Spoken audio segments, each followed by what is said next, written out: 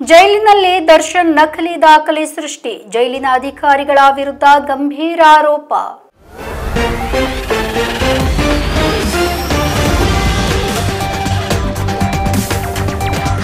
ರೇಣುಕಾಸ್ವಾಮಿ ಕೊಲೆ ಪ್ರಕರಣದಲ್ಲಿ ಕಳೆದ 45 ದಿನಗಳಿಂದ ನಟ ದರ್ಶನ್ ಪರಪ್ಪನ ಅಗ್ರಹಾರ ಜೈಲಿನಲ್ಲಿದ್ದಾರೆ.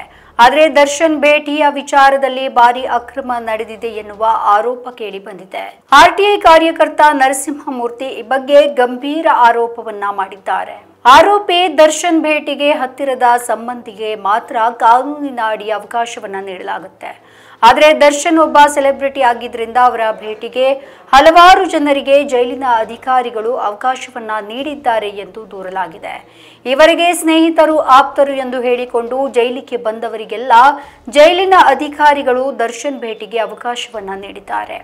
ಈ ಮೂಲಕ ಜೈಲು ನಿಯಮವನ್ನ ಗಾಳಿಗೆ ತೂರಲಾಗಿದೆ. ಅಲ್ಲದೆ ಕೆಲ ನಕಲಿ ದಾಖಲೆಗಳನ್ನ ಸೃಷ್ಟಿ ಮಾಡಿದ್ದಾರೆ ಎಂದು ಜೈಲಿನ ಅಧಿಕಾರಿಗಳ ವಿರುದ್ಧ ನರಸಿಂಹಮೂರ್ತಿ ಆರೋಪ ಮಾಡಿದ್ದಾರೆ. ಆರ್ಟಿಐ ಕಾರ್ಯಕರ್ತ ನರಸಿಂಹಮೂರ್ತಿ ಅವರು ಕಳೆದ ಕೆಲ ದಿನಗಳ ಹಿಂದೆ ದರ್ಶನ್ ಅವರನ್ನ ಭೇಟಿ ಮಾಡಿದವರ ಪಟ್ಟಿ, ಸಮಯ, ದಿನಾಂಕ, ದರ್ಶನ್ ಅವರೊಂದಿಗೆ ಇರುವ ಸಂಬಂಧದ ಬಗ್ಗೆ ಮಾಹಿತಿಯನ್ನ ಕೋರಿದ್ರು. ಅದರ ಮಾಹಿತಿ ಸದ್ಯ ಲಭ್ಯವಾಗಿದ್ದು ಎಲ್ಲವೂ ಕೂಡ ಅನುಮಾನವನ್ನ ಹುಟ್ಟಿಸುವಂತಿದೆ. ದರ್ಶನ್ ಅವರನ್ನ ಅವರ ಪತ್ನಿ, ಸಹೋದರ, ಪುತ್ರ ಮಾತ್ರವಲ್ಲದೆ ಹಲವಾರು ಜನ ಭೇಟಿ ಮಾಡಿದ್ದಾರೆ. ದರ್ಶನ್ ಅವರನ್ನ ಭೇಟಿ ಮಾಡಿದವರ ಪಟ್ಟಿಯಲ್ಲಿ ನಟರು ಕೂಡ ಸೇರಿದ್ದಾರೆ.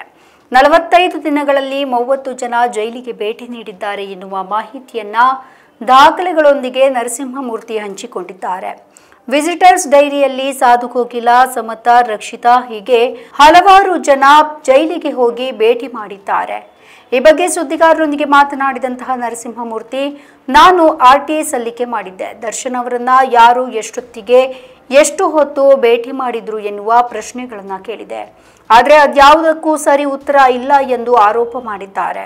ಆರ್ಟಿಐ ಕಾರ್ಯಕರ್ತ ನರಸಿಂಹಮೂರ್ತಿ ಅವರು ಕೇಳಿದ ಪ್ರಶ್ನೆಗೆ ಯಾವುದಕ್ಕೂ ಜೈಲಿನಿಂದ ಯಾವುದೇ ಸರಿಯಾದ ಮಾಹಿತಿ ಲಭ್ಯ ಆಗಿಲ್ಲ.